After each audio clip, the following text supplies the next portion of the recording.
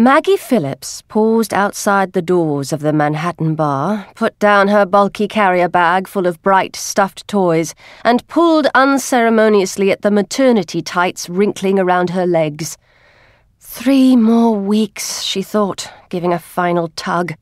3 more weeks of these bloody things. She took a deep breath, reached for her carrier bag again, and pushed at the glass door. As soon as she got inside, the noise and warmth of the place made her feel faint. She grasped for the wall and stood quite still, trying not to lose her balance as she blinked away the dots in front of her eyes.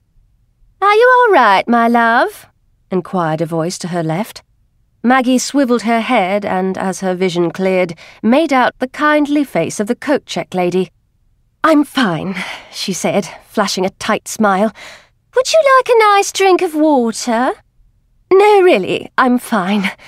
As if to emphasize the point, she began to struggle out of her coat, self-consciously aware of the coat-check lady's appraising gaze on her figure. For pregnancy wear, her black lycra trousers and tunic were about as flattering as you could get. But still, there it was, right in front of her, wherever she moved. A bump the size of a helium balloon. Maggie handed over her coat and met the coat lady's gaze head-on. If she asks me when it's due, she thought, I swear I'll smother her with Tinky Winky. "When's it due?" "The 25th of April, said Maggie brightly. 3 weeks to go." "Got your bag packed? Don't want to leave it too late, do you?" Maggie's skin began to prickle. What bloody business was it of anyone's whether she'd packed her bag or not? "Your first, is it?" the lady added, with no hint of interrogation in her voice. So it's that obvious, thought Maggie. It's that clear to the rest of the world that I, Maggie Phillips, or Mrs. Drakeford as I'm known at the clinic, have barely ever touched a baby, let alone given birth to one. "Yes, it's my first." "Maggie!" a voice interrupted her, and she wheeled round. Candice's round, cheerful face smiled back at her. "I thought I saw you. I've nabbed a table." "Well done." Maggie followed Candice through the throng, aware of the path her unwieldy bulk created, the curious glances following her. No one else in the bar was pregnant. "Okay." Candice had reached the table and was carefully pulling out a chair for her. Biting back a retort that she wasn't ill, Maggie sat down. "Shall we order?" said Candice. "Or wait for Roxanne?" "Oh, I don't know." Maggie gave a grumpy shrug. "Better wait, I suppose." "Are you okay?" asked Candice curiously. Maggie sighed. "I'm fine.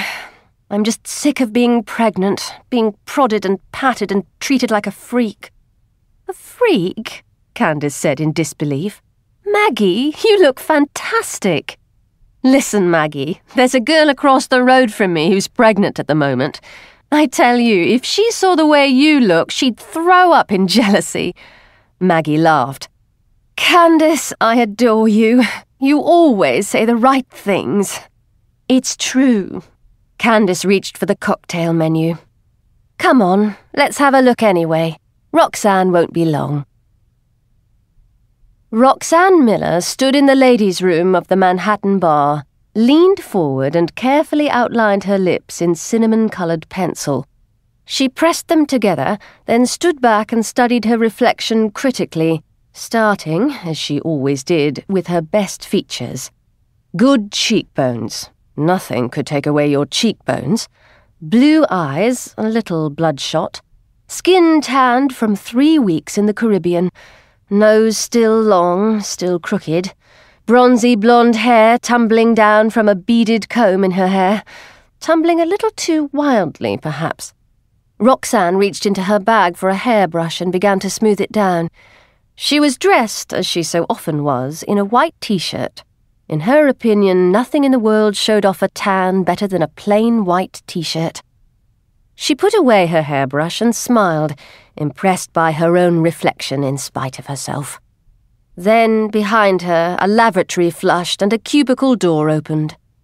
A girl of about 19 wandered out and stood next to Roxanne to wash her hands. She had pale, smooth skin and dark, sleepy eyes, and her hair fell straight to her shoulders like the fringe on a lampshade. A mouth like a plum. No makeup whatsoever. The girl met Roxanne's eyes and smiled, then moved away. When the swing doors had shut behind her, Roxanne still stayed, staring at herself. She suddenly felt like a blousy tart. A 33-year-old woman trying too hard. Then there was a sound from the door and her head jerked round. "Roxanne!"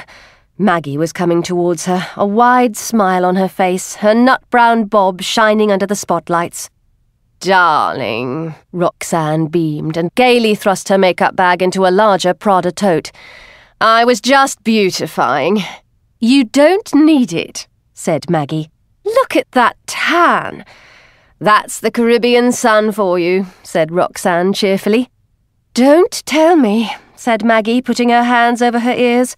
"I don't want to know. Why did I never do a single travel feature when I was an editor? I must have been mad." She jerked her head towards the door. "Go and keep Candice company. I'll be out in a moment."